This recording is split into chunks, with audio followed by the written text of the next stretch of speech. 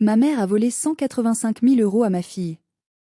C'était l'argent de toute une vie, l'argent sacré destiné aux études de médecine de Lison. Quand je l'ai confrontée, le cœur au bord de l'explosion, elle a simplement ri. Un rire cruel, dénué de toute culpabilité. Merci de financer le mariage de ta sœur, a-t-elle lancé avec une légèreté terrifiante. Puis, elle a ajouté le coup de grâce, je n'étais même pas invitée à la cérémonie. J'ai souri. Un sourire froid, mécanique, celui d'une femme qui vient de tout perdre mais qui décide de ne plus souffrir. J'ai raccroché. Quelques minutes plus tard, mon père m'appelait en pleurs, et ce qu'il m'a révélé allait transformer ma tristesse en une guerre totale et impitoyable. Avant de vous plonger dans le récit de ma vengeance, j'aimerais savoir d'où vous écoutez cette histoire. Dites-moi dans les commentaires votre ville, votre pays, et quelle heure il est chez vous en ce moment. J'adore imaginer que nous sommes connectés à travers le monde. Je m'appelle Soline, j'ai 38 ans, et je suis manipulatrice radio au CHU de Rennes. Ce matin-là, la pluie bretonne tombait de rue sur le pare-brise de ma vieille Clio alors que je rentrais chez moi après une garde de nuit de 12 heures. Mes yeux me brûlaient, mon dos me lançait des éclairs de douleur, et l'odeur persistante de désinfectant semblait imprégnée dans mes pores. Pourtant, malgré l'épuisement physique qui me donnait l'impression de marcher dans du coton, mon cœur battait la chamade d'une joie pure.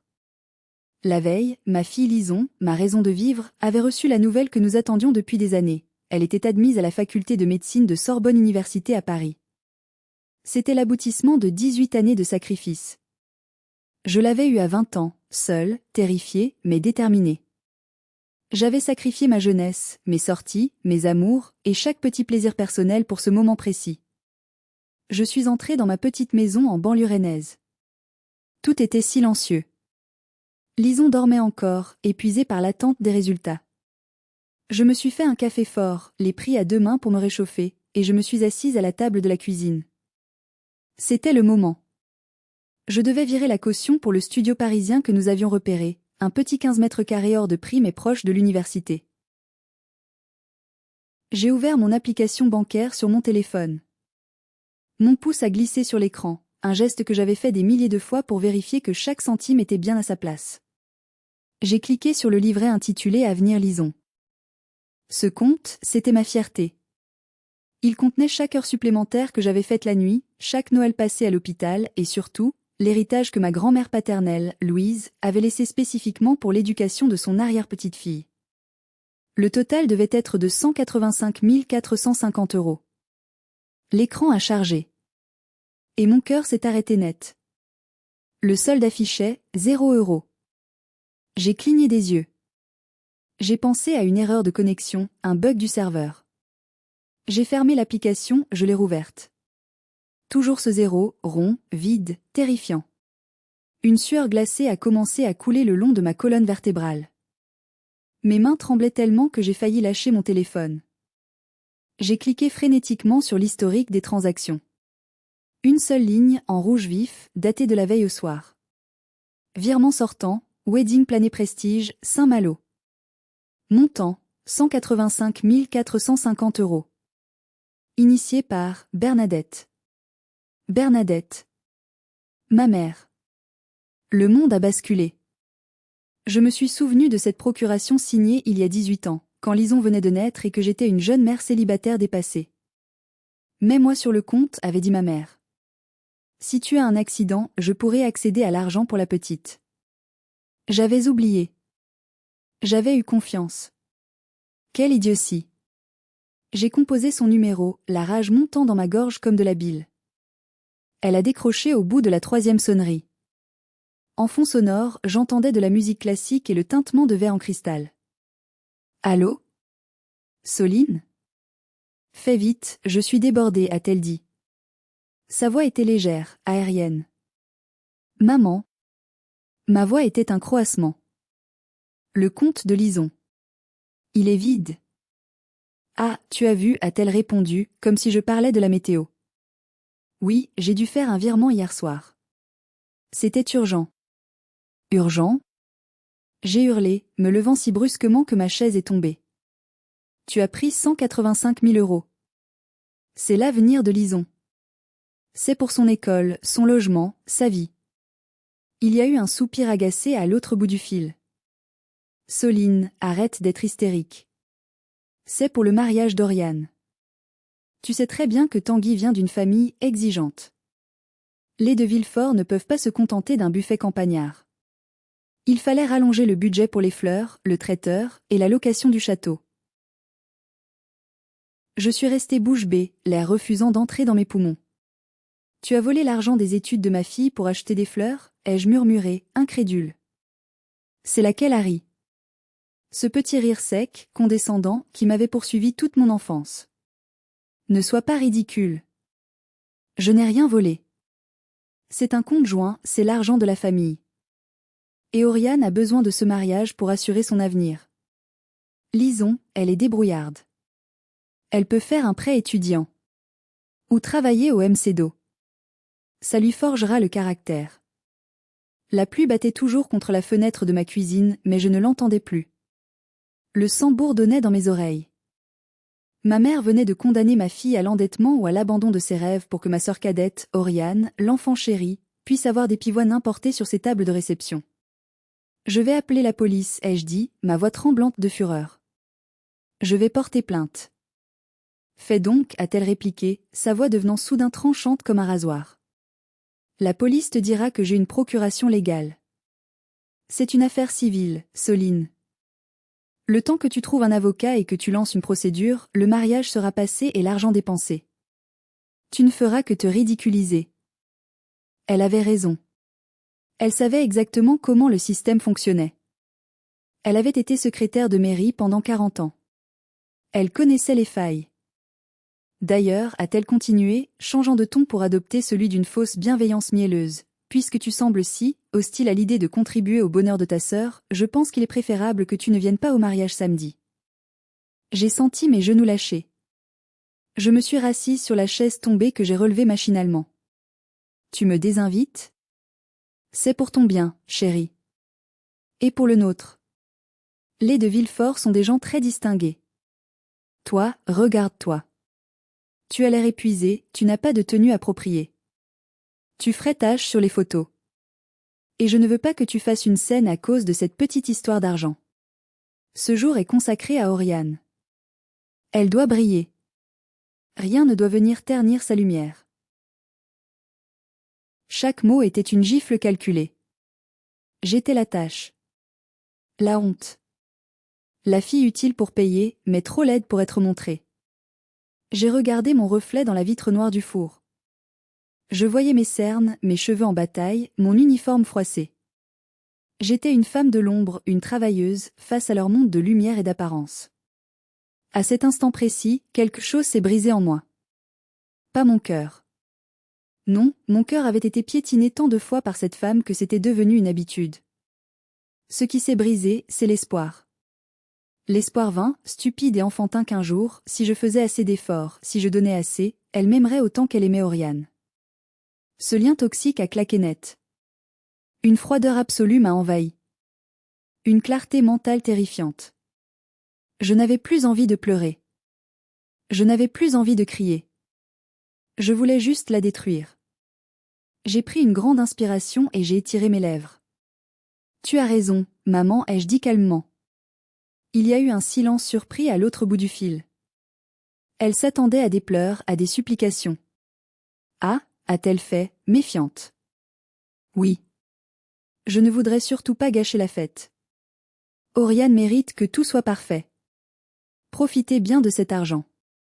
C'est mon cadeau. J'ai souri à mon téléphone. Un sourire de prédateur. Eh bien, merci, Soline. Je suis contente que tu sois raisonnable. Je savais que tu comprendrais. Allez, je te laisse, j'ai rendez-vous pour ma manucure. Elle a raccroché sans un au revoir, sans un je t'aime. Je suis restée là, dans le silence de ma cuisine, le téléphone toujours à l'oreille. Je venais de perdre 185 000 € et ma famille en 10 minutes. Mais je n'étais pas morte. Soudain, le téléphone a vibré à nouveau dans ma main, me faisant sursauter violemment. L'écran s'est allumé. Une photo floue d'un homme grisonnant avec un chapeau de pêcheur. Papa. Mon père, Hubert. L'homme invisible. Celui qui vivait dans l'ombre de ma mère, qui acquiesçait à tout pour avoir la paix, qui n'avait jamais levé le petit doigt pour me défendre quand Bernadette me rabaissait. Il ne m'appelait jamais. C'était toujours elle qui tenait le combiné. J'ai hésité à décrocher. Qu'est-ce qu'il voulait? Me dire de ne pas faire d'histoire? Me demander de m'excuser? J'ai appuyé sur le bouton vert. Allô? De l'autre côté, je n'entendais que des bruits de respiration saccadée. Des reniflements humides. Papa? C'est toi? Soline. Sa voix s'est brisée sur mon prénom. Il pleurait.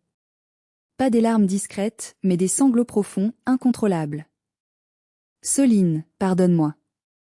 Tu sais ce qu'elle a fait? Ai-je demandé, ma voix dure. Je sais, a-t-il chuchoté. Je suis dans le garage, je me cache. Soline, c'est pire que ce que tu crois. Tu ne sais pas tout. Mon estomac s'est noué. Comment cela pouvait-il être pire? De quoi tu parles, papa? Elle a pris l'argent. Qu'est-ce qu'il y a de plus? Il a pris une longue inspiration tremblante, comme un homme qui s'apprête à sauter dans le vide. Elle n'a pas juste pris l'argent pour payer les fleurs, Soline. Elle a menti aux de Villefort. Aux parents de Tanguy. Menti comment?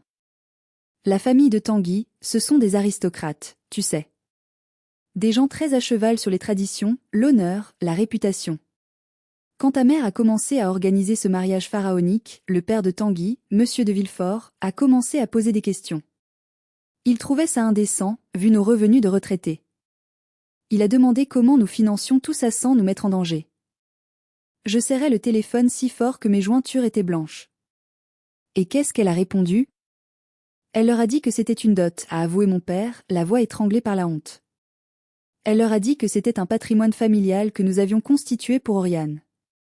Et pire, elle a dit que toi, Soline, tu avais volontairement contribué à cette cagnotte pour offrir à ta sœur le mariage de ses rêves. Elle t'a fait passer pour la sœur dévouée, la bienfaitrice silencieuse qui se sacrifie par amour. J'ai dû m'asseoir. La pièce tournait autour de moi.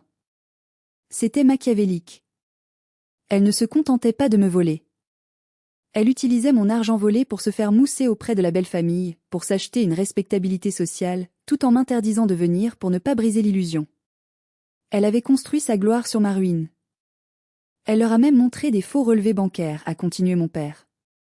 Elle a modifié les intitulés sur l'ordinateur pour faire croire que les versements venaient d'un fonds familial commun, et non de ton travail acharné et de l'héritage de ta grand-mère Louise. Et toi, ai-je sifflé, la colère remplaçant le choc. Tu étais là? Tu as entendu ça et tu n'as rien dit? J'étais là, a-t-il pleuré. J'étais assis à côté d'elle. J'ai voulu parler, Soline, je te le jure sur la tête de Lison.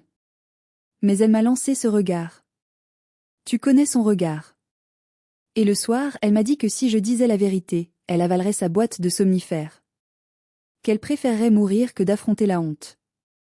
Le chantage au suicide. Son arme fatale favorite.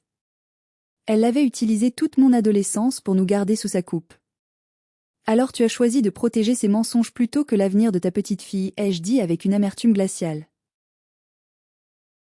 Je suis un lâche, a-t-il admis. Je suis un vieil homme faible et lâche.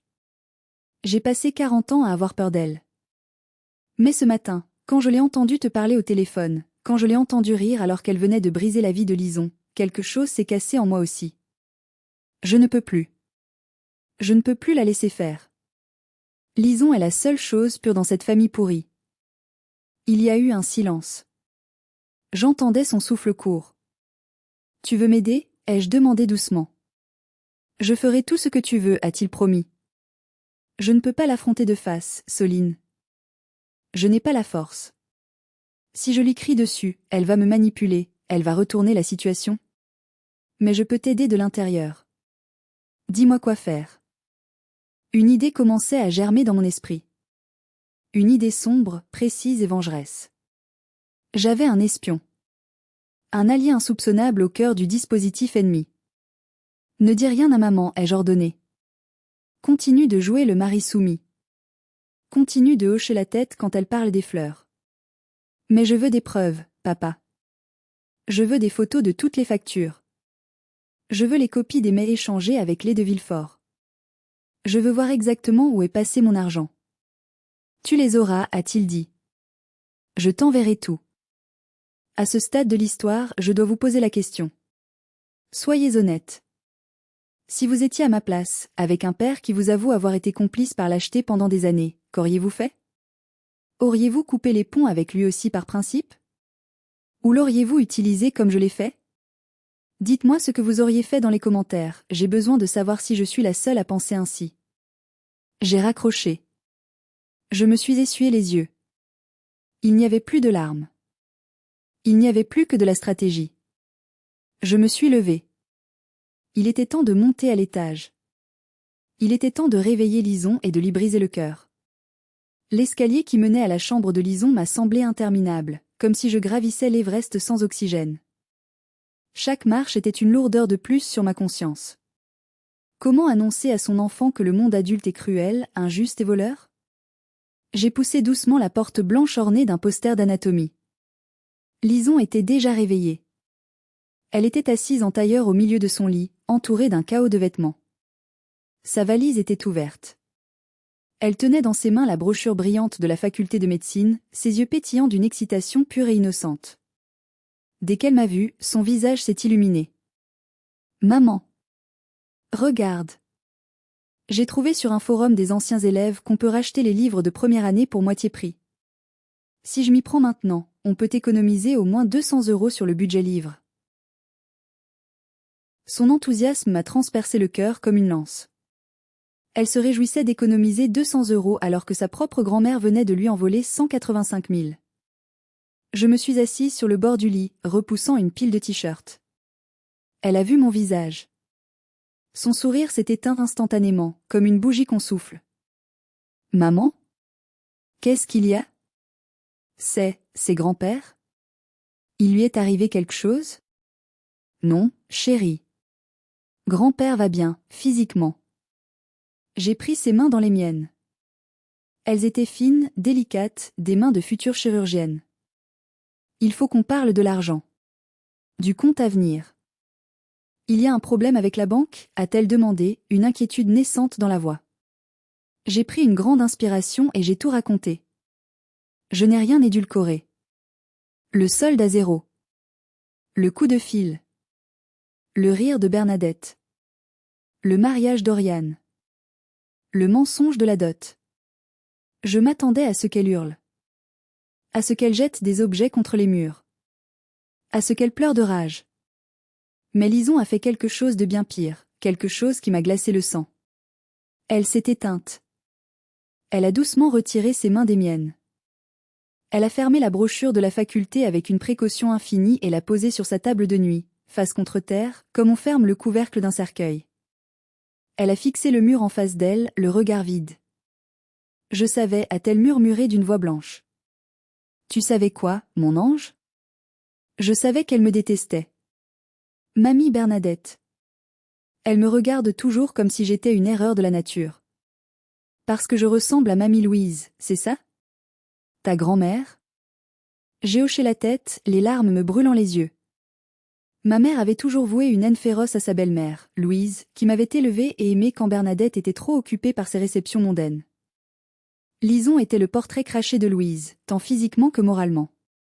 Elle a vendu mon avenir pour des fleurs, a dit Lison. Une larme solitaire, lourde, a roulé sur sa joue pâle. Je ne pourrai pas y aller, c'est ça? Sorbonne, c'est fini? Je vais devoir travailler au supermarché? Non, ai-je promis avec une férocité qui m'a surprise. Je te jure, Lison, je vais me battre. Je vais récupérer cet argent, même si je dois aller le chercher au fond de sa gorge. C'est à ce moment précis que la porte d'entrée a claqué au rez-de-chaussée. Des pas lourds et réguliers ont résonné dans l'escalier. Cédric. Cédric partage ma vie depuis 3 ans.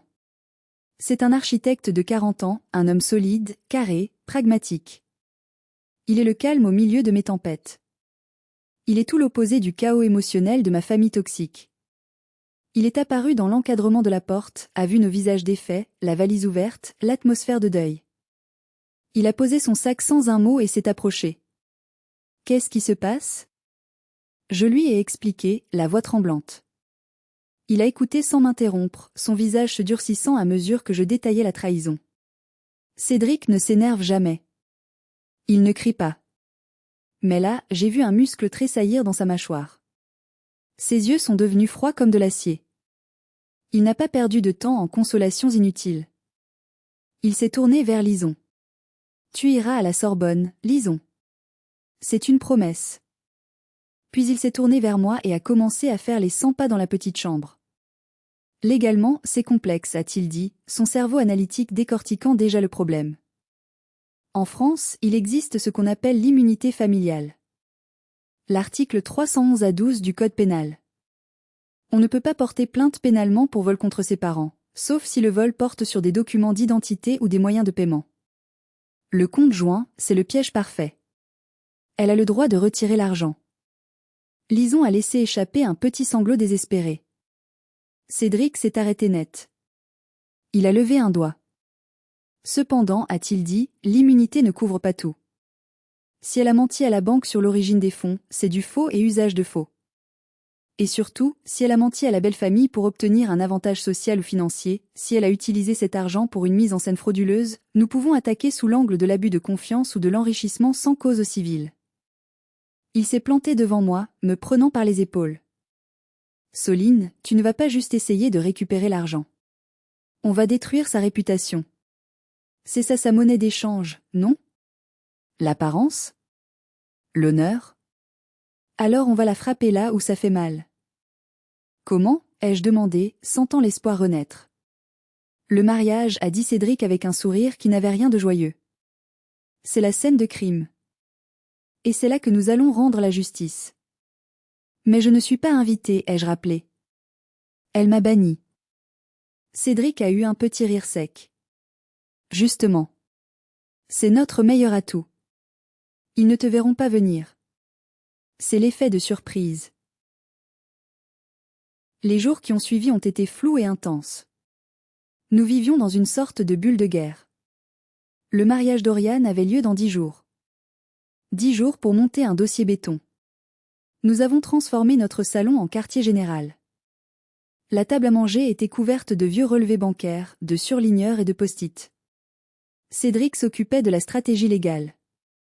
Il passait ses soirées au téléphone avec un ami avocat, cherchant la moindre faille, préparant des courriers de mise en demeure prêts à partir dès le lendemain du mariage.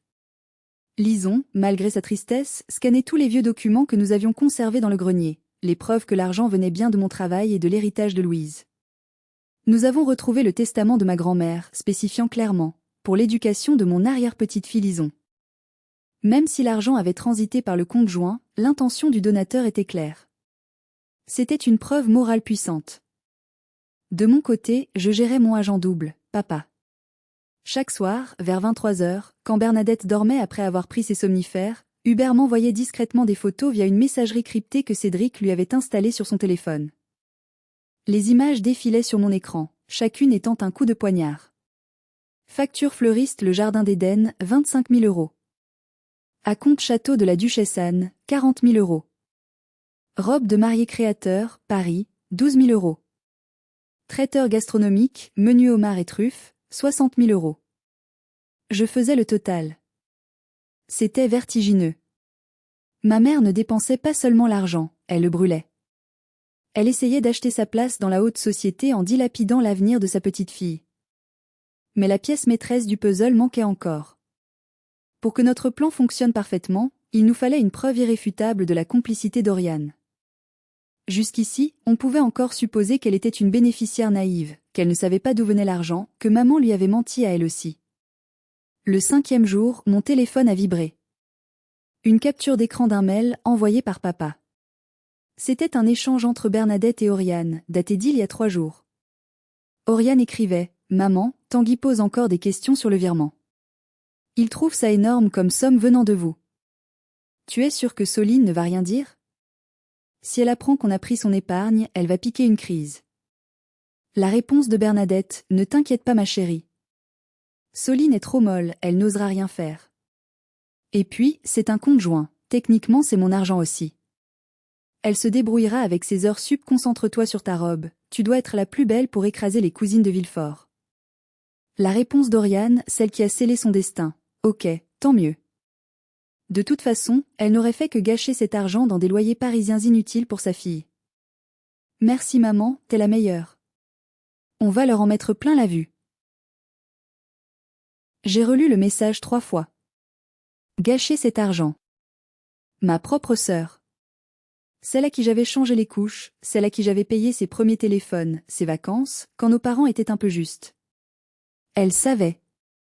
Elle savait pertinemment que c'était l'argent de Lison. Et elle s'en fichait éperdument. Elle méritait tout ce qui allait lui arriver. C'est alors que le destin nous a offert une opportunité en or. Une opportunité si grotesque que j'ai cru à une blague au début. Mon téléphone a sonné. Le nom d'Oriane s'est affiché. Je n'avais pas eu de nouvelles d'elle depuis la découverte du vol. J'ai fait signe à Cédric et Lison de se taire. J'ai mis le haut-parleur. Allô, Soline? Sa voix était mielleuse, fausse, dégoulinante d'hypocrisie. Oriane, ai-je répondu froidement. Écoute, je sais que maman t'a dit pour l'invitation. Je suis vraiment désolée, hein. C'est tellement compliqué avec les de Villefort, tu comprends, ils sont très stricts sur le protocole. Je comprends, ai-je dit, serrant le poing si fort que mes ongles s'enfonçaient dans ma paume. Mais voilà, j'ai un petit souci technique. La décoratrice nous a lâchés au dernier moment pour le pliage des serviettes en forme de cygne et l'installation des 200 marque-places calligraphiées à la main. C'est un travail titanesque, on est débordé. Et je me suis souvenu que tu étais super doué pour les trucs manuels, tu as toujours eu des doigts de fée. Elle a fait une pause. J'en suis restée muette de stupeur. Elle m'appelait pour me demander de venir travailler gratuitement à son mariage, ce mariage payé avec mon argent et auquel je n'étais pas invitée. L'audace était stratosphérique. Tu pourrais venir demain à la maison? Juste pour aider à la mise en place. Tu ne resterais pas pour le dîner bien sûr, ce serait gênant, mais ça me sauverait la vie. S'il te plaît, grande sœur? J'ai regardé Cédric. Il a hoché la tête vigoureusement, mimant un téléphone qui enregistre. Bien sûr, Oriane, ai-je répondu avec une douceur qui m'a surprise moi-même. Je ferai tout pour que ton jour soit parfait. Oh super. Merci. Tu es un amour. Viens par l'entrée de service, côté cuisine, c'est plus simple pour ne pas salir l'entrée principale. L'entrée de service. Bien sûr. Je n'étais plus la sœur, j'étais la domestique. Pourquoi tu as accepté? A demandé Lison avec indignation après que j'ai raccroché. C'est humiliant. Tu ne vas pas aller plier ces serviettes. Si, a répondu Cédric à ma place. Parce que nous avons besoin d'un aveu vocal. Les écrits c'est bien, mais une voix, c'est puissant. Demain, tu vas y aller, Soline. Tu vas courber l'échine. Tu vas te laisser humilier. Et tu vas tout enregistrer. J'avais peur.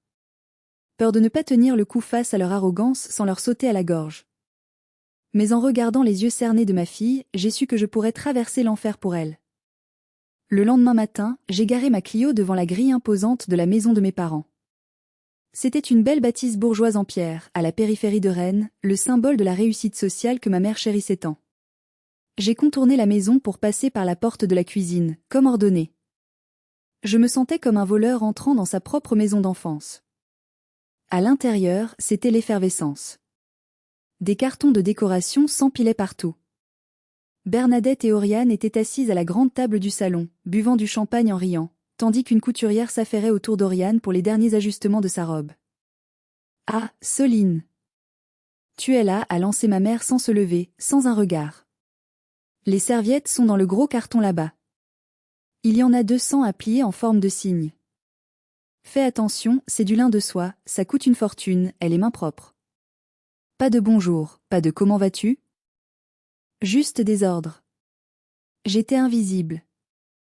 J'ai posé mon sac, activé discrètement l'enregistreur haute définition de mon téléphone que j'ai glissé dans la poche avant de ma blouse, micro vers l'extérieur. Bonjour maman, bonjour Oriane, ai-je dit humblement, baissant les yeux.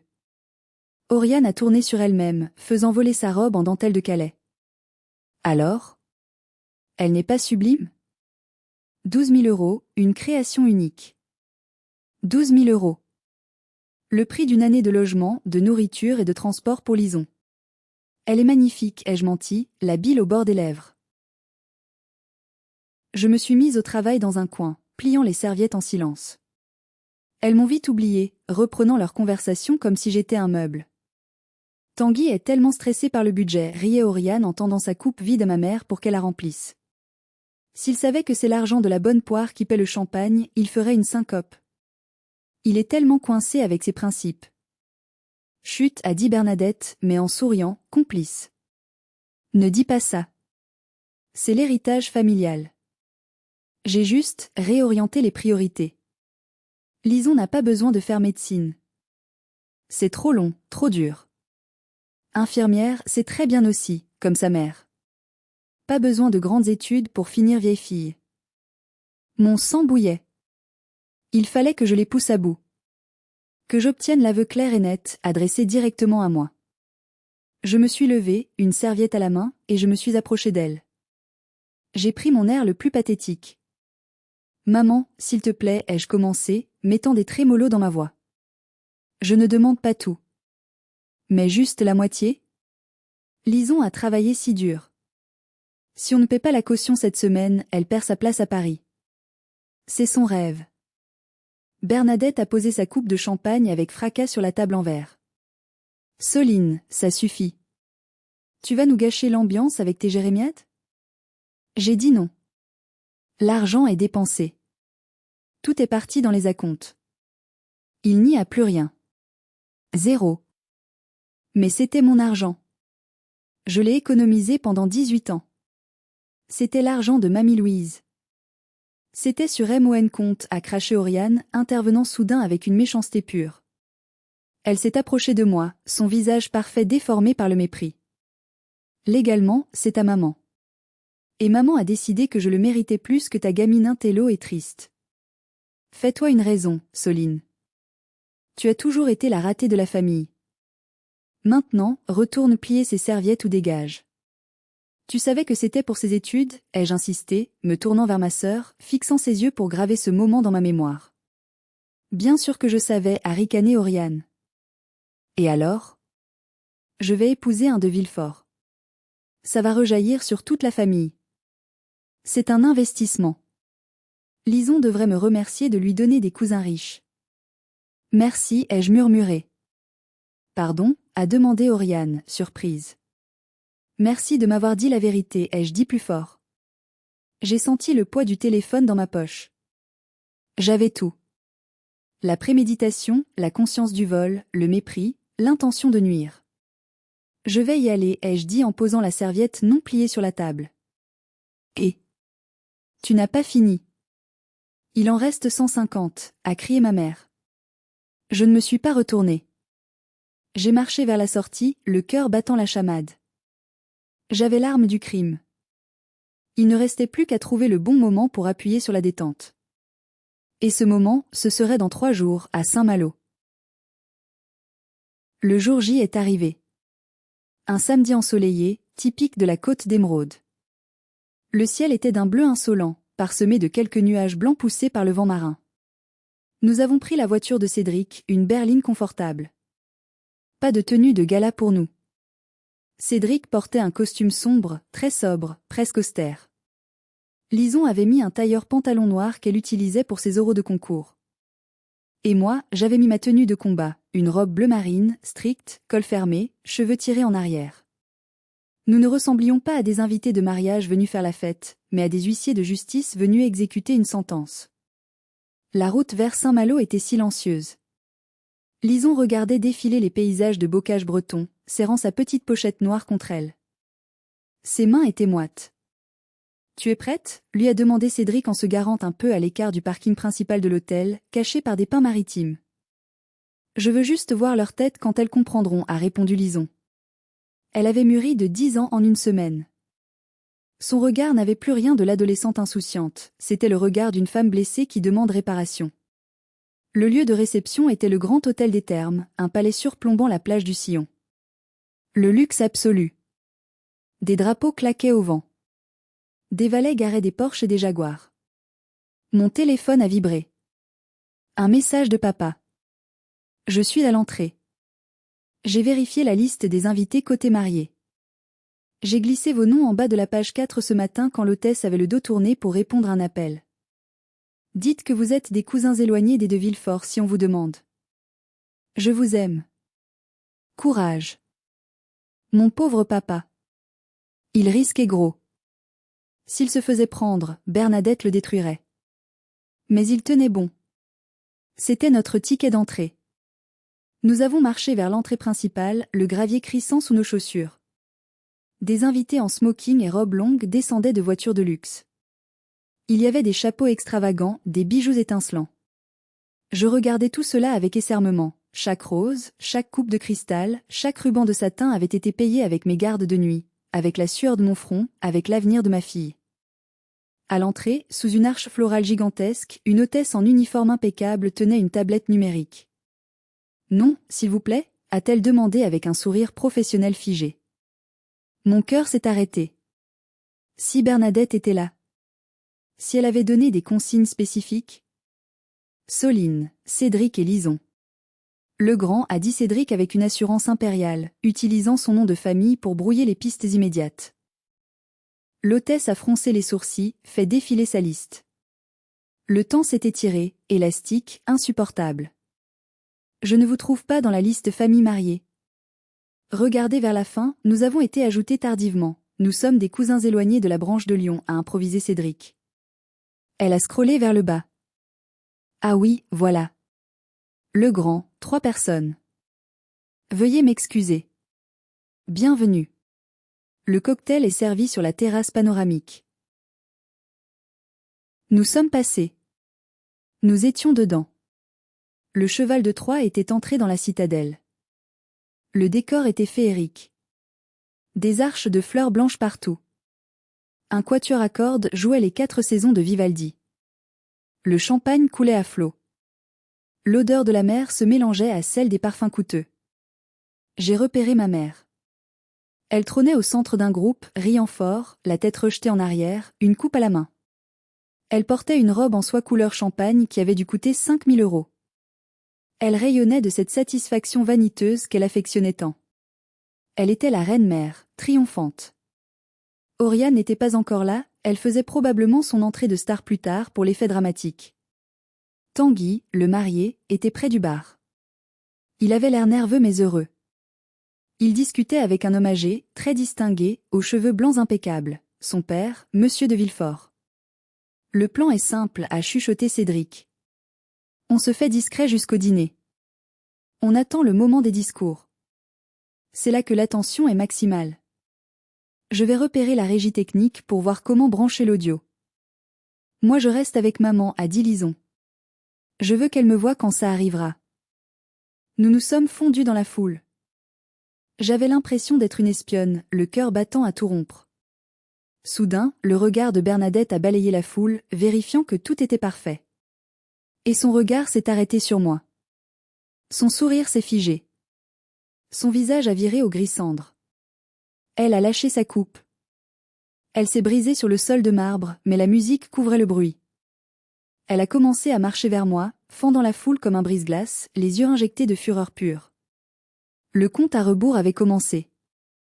Elle est arrivée sur moi telle une furie, mais en gardant une voix basse et sifflante pour ne pas alerter les invités autour. Elle me saisit le bras avec une violence inouïe, ses ongles manucurés s'enfonçant dans ma chair. « Qu'est-ce que tu fous là » a-t-elle éructé tout bas. « Je t'avais interdit de venir. »« Tu es sourde ou tu es stupide ?»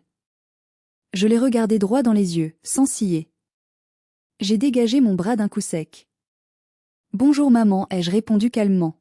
« Belle fête. Les fleurs sont magnifiques. C'est fou ce qu'on peut faire avec 25 000 € volés, non ?» Elle a blanchi encore plus. « Dégage. Tout de suite. Avant que j'appelle la sécurité pour te faire jeter dehors comme la clocharde que tu es. » Si tu appelles la sécurité, je hurle, ai-je dit avec un sourire froid. Je monte sur cette table et je hurle que tu es une voleuse devant tes précieux de Villefort. Tu veux prendre le risque maintenant, pendant le cocktail ? Ou tu préfères qu'on reste discrète ? Elle a hésité. Je voyais les rouages tourner dans sa tête. La peur du scandale immédiat était plus forte que tout. Elle savait que je n'avais plus rien à perdre. Tu vas rester dans ce coin, a-t-elle ordonné, la voix tremblante de rage contenue. Tu ne parles à personne. Tu ne manges rien. Et dès que le dîner commence, tu disparais. Si tu gâches ce mariage, Soline, je te jure que je te détruis. Tu m'as déjà tout pris, maman. Qu'est-ce qu'il reste à détruire? Elle a tourné les talons, incapable de me répondre, pour retourner jouer son rôle de mère parfaite auprès des invités, lissant sa robe comme si de rien n'était. Le dîner a commencé 1 heure plus tard dans la grande salle de bal. Des lustres en cristal immense, des tables rondes nappées de blanc, de l'argenterie lourde. Nous nous sommes assis à une table vide tout au fond, près de la régie son et lumière, là où l'on place habituellement les photographes et le staff. C'était parfait pour nous. Cédric a engagé la conversation avec le technicien, un jeune gars en t-shirt noir qui s'ennuyait ferme. Beau matos, a dit Cédric, pointant la console de mixage. Je suis du métier aussi. Tu gères comment les projections vidéo? C'est du HDMI direct? Ouais, a répondu le gars, content de parler technique. J'ai un câble libre là si besoin. En quelques minutes, Cédric avait sympathisé. Le terrain était préparé. Oriane et Tanguy sont entrés sous les applaudissements et une musique triomphale. Oriane était sublime, je dois l'admettre, rayonnante de bonheur et de vanité. Mais sa robe ressemblait à mes yeux à un linceul tissé avec les rêves brisés de ma fille. Le repas a défilé. Foie gras, homard bleu, filet de bœuf. J'avais la nausée. Chaque bouchée avait le goût du vol. Je regardais Tanguy. Il riait, insouciant. Il avait l'air d'un homme honnête, amoureux. Il ne savait pas qu'il épousait une escroquerie. Puis, le moment est arrivé. Les lumières se sont tamisées. Le DJ a baissé la musique. Mesdames et messieurs, place au discours. Le père de Tanguy a parlé, un discours noble sur les valeurs de la famille et de l'honneur. L'ironie était mordante. Puis le témoin a fait quelques blagues. Bernadette pleurait des larmes de crocodile au premier rang, tamponnant ses yeux avec un mouchoir en dentelle. « Est-ce que quelqu'un d'autre souhaite dire un petit mot spontané pour les mariés ?» a demandé le DJ au micro. C'était le signal. Le point de non-retour. Je me suis levée.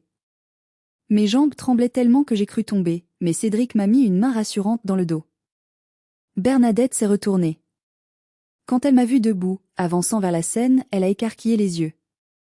Elle a fait un geste brusque pour se lever, prête à bondir pour m'intercepter. Mais une main s'est posée sur son bras. Une main lourde, ferme. C'était mon père, Hubert. Il l'a retenu sur sa chaise. Il ne l'a pas regardé. Il regardait droit devant lui. Pour la première fois de sa vie, Hubert l'a cloué sur place.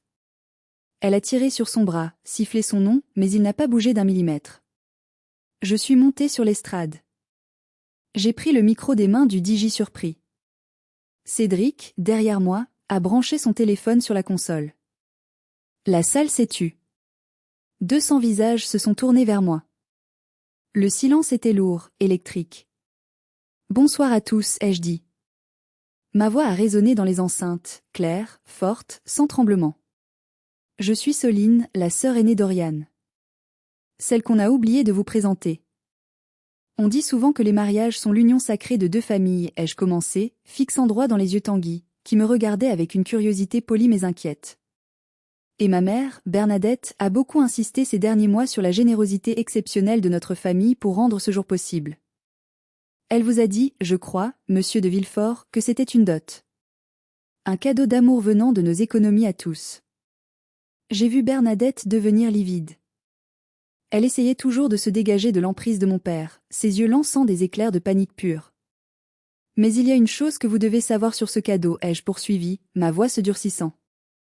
Il n'a pas été donné. Il a été pris. Un murmure confus a parcouru la salle comme une vague. Les verres se sont reposés. Derrière moi, ai-je dit en pointant l'écran géant qui servait à projeter les photos d'enfance des mariés, vous allez voir d'où vient vraiment l'argent qui a payé ce champagne que vous buvez. Cédric a lancé la projection. L'image était nette, immense, impossible à ignorer. C'était le relevé bancaire détaillé du compte Avenir Lison. Une colonne de dépôt régulier pendant 18 ans, 50 €, 100 €, 20 €, marqué anniversaire Lison, Noël, prime nuit, heure subsoline. La litanie de mes sacrifices. Et puis, tout en bas, la ligne brutale en rouge 100, virement sortant. 185 450 € motif. Mariage Oriane, ceci était l'argent des études de médecine de ma fille, Lison, ai-je dit, la voix tremblante d'une émotion brute que je ne pouvais plus contenir. Ma mère a vidé ce compte la semaine dernière, utilisant une vieille procuration oubliée.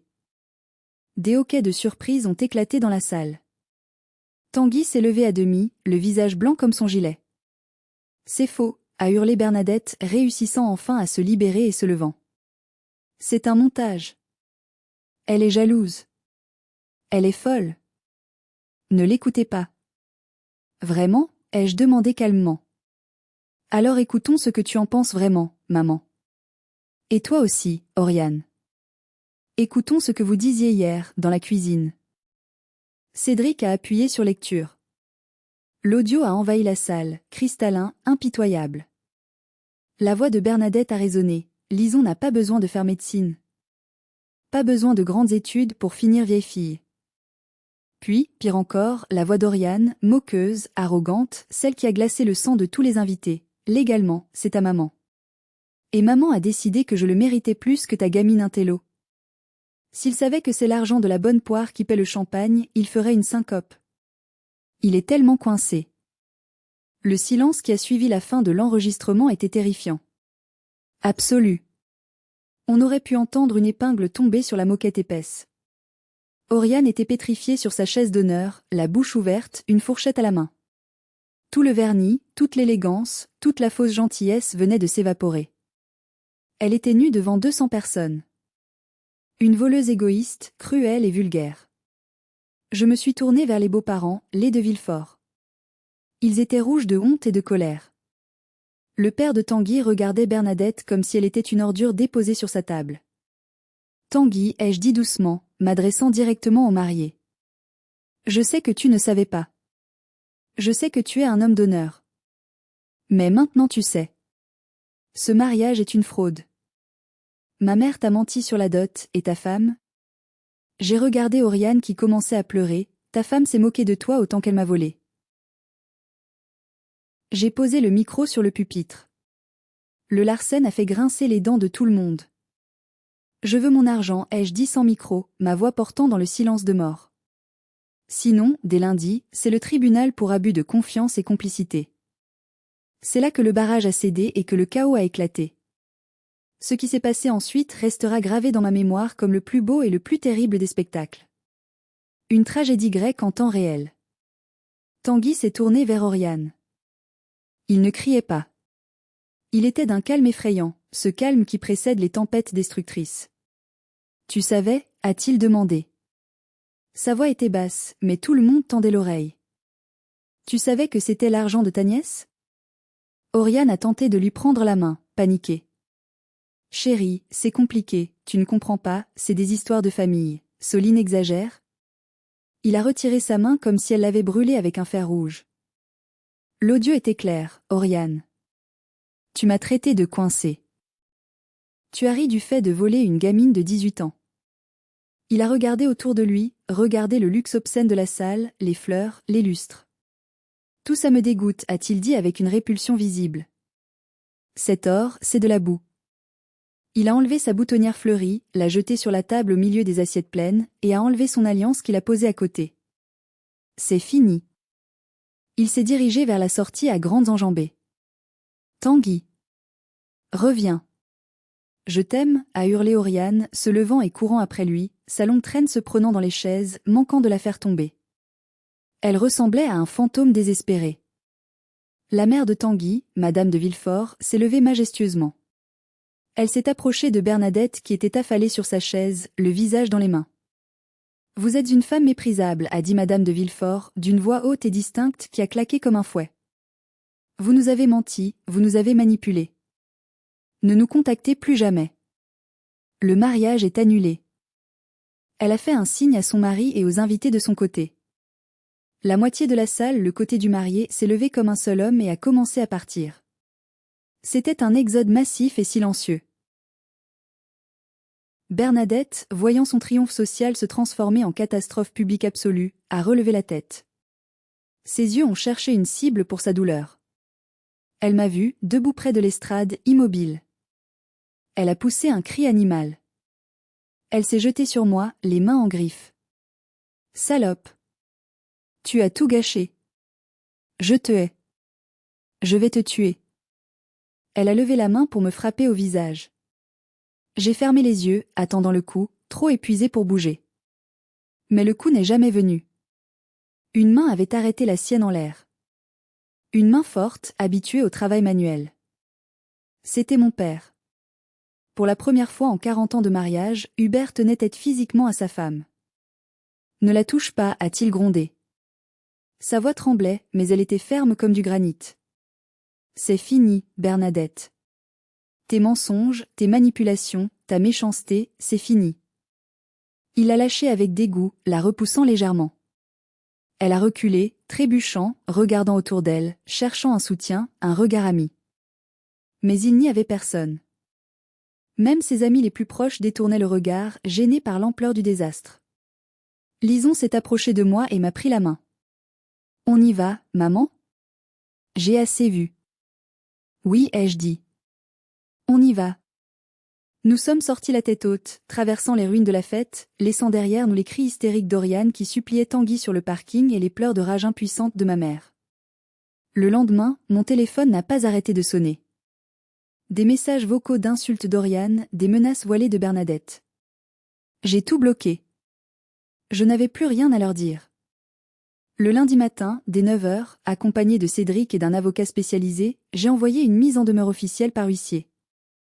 Cédric avait raison sur toute la ligne. L'immunité familiale empêchait le vol simple, mais nous avions l'enregistrement où elles avouaient avoir menti à Tanguy pour obtenir le mariage. L'avocat a rédigé une plainte pour abus de confiance, enrichissement sans cause et complicité d'escroquerie. Il a également ajouté une clause menaçant de rendre public l'enregistrement sur les réseaux sociaux d'Oriane, qui tentait de lancer une carrière d'influenceuse mode, si un accord n'était pas trouvé sous 48 heures. La peur de la destruction totale de leur image publique a été plus forte que leur cupidité. Une semaine plus tard, une réunion de médiation a eu lieu dans le bureau de mon avocat. L'ambiance était glaciale, irrespirable. Oriane avait les yeux bouffis, le teint gris. Tanguy l'avait quitté définitivement et avait entamé les démarches pour annuler le mariage civilement pour dol, tromperie. Elle était ruinée socialement, la risée de la ville. Bernadette avait vieilli de 10 ans en une semaine. Elle était voûtée, éteinte. Elle ne me regardait pas, nous voulons le remboursement intégral, a dit mon avocat, implacable. 185 450 €. Plus les intérêts légaux. Plus 10 000 € de dommages et intérêts pour préjudice moral. Je n'ai pas cet argent, a crié Bernadette d'une voix éraillée. Tout a été dépensé pour le mariage. Le traiteur ne rembourse pas, le château non plus. Alors vendez la maison, a dit une voix calme. Tout le monde s'est tourné vers Hubert. Il était assis à côté de moi, de mon côté de la table. Pas à côté de sa femme. Je demande le divorce, a-t-il annoncé. Et je demande la liquidation de la communauté de biens. La maison familiale sera vendue. Ma part servira à rembourser Soline si la tienne ne suffit pas. Bernadette a étouffé un cri d'horreur. Sa précieuse maison bourgeoise. Son dernier symbole de statut, son château. Tu ne peux pas faire ça, Hubert. C'est ma maison. C'est notre maison, a corrigé mon père. Et tu l'as souillée avec ta cupidité. Tu as choisi Oriane et l'apparence. Moi, j'ai choisi la dignité et ma fille. La maison a été mise en vente 2 mois plus tard. Le marché immobilier à Rennes étant bon, elle est partie vite. J'ai reçu un virement de 195 000 €, avec les dédommagements, 6 mois après le mariage désastreux. Bernadette vit maintenant dans un petit 2 pièces en location dans une banlieue triste. Elle est seule. Elle raconte à qui veut l'entendre que je suis une fille ingrate qui l'a détruite par jalousie, mais plus personne ne l'écoute vraiment. Ses amis mondains l'ont abandonnée dès qu'elle a perdu son argent. Oriane a dû trouver un vrai travail pour la première fois de sa vie. Elle est vendeuse dans une boutique de vêtements bas de gamme. Elle n'est plus influenceuse et elle n'est plus Madame de Villefort. Nous sommes aujourd'hui 1 an plus tard. Je vous écris ces lignes depuis un siège confortable dans le TGV, direction Paris-Montparnasse. Je vais rendre visite à Lison pour le week-end. Elle a réussi sa première année de médecine haut la main, finissant dans les premiers du classement. Elle vit dans un petit studio charmant dans le quartier latin, avec une vue sur les toits de zinc, payée avec l'argent qui lui revenait de droit. Elle est heureuse. Elle a des cernes, comme tous les étudiants en médecine, mais ce sont des cernes de travail et de passion, pas de tristesse. Quand je la vois en blouse blanche, je sais que j'ai gagné. Mon père, Hubert, a pris un petit appartement moderne près de chez moi à Rennes. Il vient dîner tous les dimanches. Il a commencé à faire de la peinture, une passion qu'il avait abandonnée il y a 40 ans parce que Bernadette trouvait que ça salissait. Il a l'air plus jeune, plus léger. Il sourit enfin, un vrai sourire qui atteint ses yeux. Il a perdu une femme tyrannique, mais il a retrouvé sa fille et sa petite-fille. Cédric est toujours là, mon roc inébranlable. Il m'a demandé en mariage le mois dernier, sur une plage, simplement. Un petit mariage est prévu pour l'été prochain. Juste nous, papa, Lison et quelques amis proches. Pas de fleurs à 25 000 €. Pas de château. Juste de l'amour vrai, sincère et gratuit. Je n'ai plus aucun contact avec Bernadette ou Oriane. Parfois, la nuit, ça fait mal. On voudrait tous avoir une mère aimante, une sœur complice. Le deuil de la famille idéale est long. Mais j'ai appris une leçon vitale grâce à cette épreuve. L'ADN ne fait pas la famille. L'amour, le respect, la loyauté et la protection font la famille. Ma mère a essayé d'acheter l'amour et l'admiration avec mon argent. Elle a fini seule, pauvre et méprisée. Moi, j'ai failli tout perdre, mon argent, ma dignité, ma confiance. Mais en me battant pour ma fille, en refusant de me taire, j'ai gagné ma liberté et le respect de ceux qui comptent vraiment. Alors, si vous vivez une situation toxique, si on vous dit de sacrifier votre bonheur pour la paix des familles, ne le faites pas. La paix basée sur l'injustice n'est pas la paix, c'est de la soumission. Battez-vous. Faites du bruit. Prenez le micro. Parce que votre avenir et celui de vos enfants vaut plus que toutes les apparences du monde. Merci de m'avoir écouté. C'était Soline. Si cette histoire vous a touché, ou si vous avez vous-même vécu une injustice familiale, mettez un j'aime et abonnez-vous à la chaîne pour ne pas rater les prochaines histoires. Et surtout, partagez cette vidéo. Peut-être qu'elle donnera le courage à quelqu'un d'autre de se lever et de dire « ça suffit ». À bientôt.